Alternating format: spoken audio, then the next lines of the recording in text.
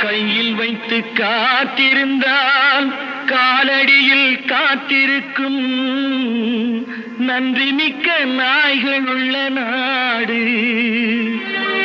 இதில் சொந்தமின்றி பந்தமின்றி வந்த வழி நினைவும்